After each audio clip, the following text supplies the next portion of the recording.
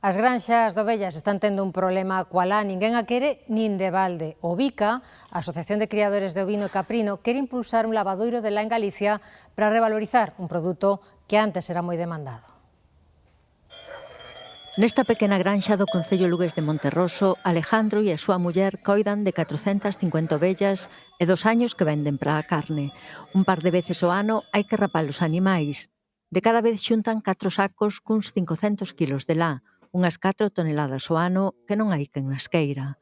Aínda por riba teñen que pagar o transporte que retire a lá da explotación. Entre a rapadura e o que nos costa o camión sobre 800, 900 euros. É o que vimos pagando cada vez que se rapan as ovellas e se manda lá no camión.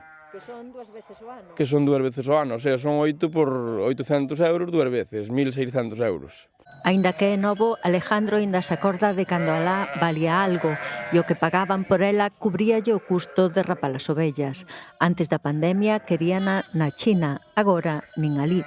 Nós non aproveitamos alá de ninguna forma porque non podemos, pero sí que cando vamos a talleres de lá e tal, sí que compramos calcetins e mantas e zapatos, que aí mesmamente fan zapatos de lá, bolsos, fan gomas, fan moitas cousas que alá, que se podría aproveitar de moitas maneiras, que cousa que non se aproveita. E nós cando vamos sí que compramos os calcetins e compramos moitas cousas porque non é en comparación alá a roupa sintética. No caso de que o intentasen, tampouco ven doado desfacerse dela pola súa conta.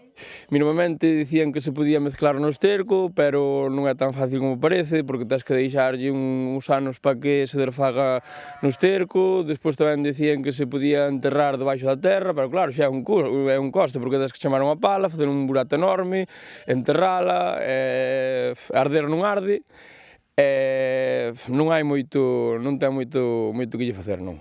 O Bica, a Asociación de Criadores de Ovino e Caprino de Galicia, da que forma parte Alejandro, estuda a posibilidade de facer un lavadoiro para empezar a tratar e darlle uso á alá que se produce en Galicia.